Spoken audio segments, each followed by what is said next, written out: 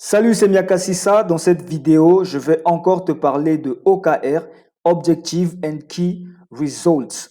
Tout d'abord, partons d'un contexte. Le OKR est né dans un contexte de business et tu sais qu'une entreprise n'existe que pour une seule chose, accomplir ses objectifs. Les entreprises les plus efficaces sont celles qui sont assez outillées pour atteindre leurs objectifs. Et qui dit entreprise dit un groupe de personnes réunies pour atteindre des objectifs communs dans le cadre d'une vision commune. Aussi simple que cela puisse paraître, se fixer des objectifs et les atteindre n'est pas toujours aisé. Voilà pourquoi des méthodes, des méthodologies et des frameworks sont développés pour aider les entreprises à atteindre leurs objectifs, à se fixer et à atteindre des objectifs avec efficacité. Parmi ces frameworks, il faut compter le OKR, qui est le sujet de notre discussion dans cette vidéo. Maintenant que le contexte est posé, voyons voir qu'est-ce que l'OKR. L'OKR est un framework, un cadre qui nous permet de nous fixer des objectifs audacieux et de les atteindre. OKR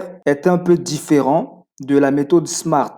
Toutefois, les critères SMART sont de mise dans l'OKR. Il ne faut pas seulement se fixer des objectifs audacieux. Il faut aussi à un moment donné être capable de se fixer des objectifs atteignables et réalistes. Pour un peu d'histoire, tout commence en 1954 avec Peter Drucker qui introduit en entreprise ce qu'il a appelé le management par objectif. En 1981, la méthode de SMART est introduite par George Doran. Et en 1983, Andrew Grove, un cofondateur de Intel, fait évoluer le MBO de Peter Drucker pour créer le OKR. Andrew Grove va enseigner le OKR à John Doerr, qui à son tour va l'introduire aux fondateurs de Google, qui vont l'adopter en 1999. Voyons maintenant l'anatomie d'un OKR. On peut être tenté de penser que l'OKR, ce n'est que les objectifs ou l'objectif et les résultats clés. Mais non, c'est en fait trois compartiments, à savoir l'objectif. C'est la phrase qui permet de définir et d'inspirer la direction à prendre. Ensuite, nous avons les résultats clés, c'est-à-dire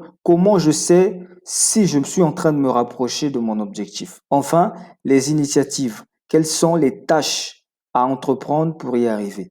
Il est aussi important de noter que quelques bonnes pratiques sont à mettre en œuvre pour réussir avec l'utilisation de l'OKR. Premièrement, il ne faut pas se surcharger d'OKR. Il ne faut pas avoir trop d'objectifs.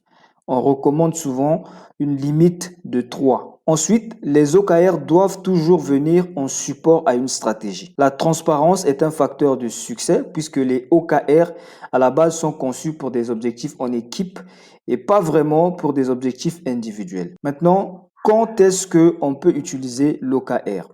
Il est recommandé de se fixer des OKR annuels et ou trimestriels avec un checking hebdomadaire. Qu'à cela ne tienne, c'est à vous, je pense, de vous définir un rythme qui vous convient en plus des règles de gestion de vos OKR. Quels sont maintenant les bénéfices résultant de l'utilisation de l'OKR?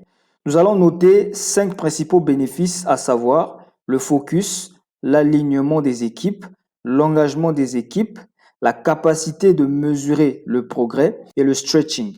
Le stretching adresse la question qui veut que tous les objectifs ne pourront pas forcément être atteints d'un seul coup, si ce n'est par addition d'OKR plus petits. À présent, je vais conclure mon intervention sur l'OKR avec un exemple concret. Mettons-nous dans le contexte d'une entreprise qui souhaite augmenter son chiffre d'affaires. C'est donc notre OKR, augmenter notre chiffre d'affaires. Au niveau des résultats clés, nous décidons que cet objectif pour nous veut dire d'augmenter notre chiffre d'affaires de 12 millions en 3 mois. Nous vendons un produit qui coûte 100 000 francs. 12 millions en 3 mois équivaut pour nous à vendre à 10 nouveaux clients chaque semaine pendant 3 mois. Les initiatives pour nous seraient d'avoir une liste de 100 nouveaux prospects à qui vendre chaque semaine en espérant conclure 10 ventes par semaine. C'était tout pour cette vidéo. J'espère qu'elle t'aurait aidé à mieux comprendre la méthode OKR pour se fixer des objectifs audacieux et de les atteindre.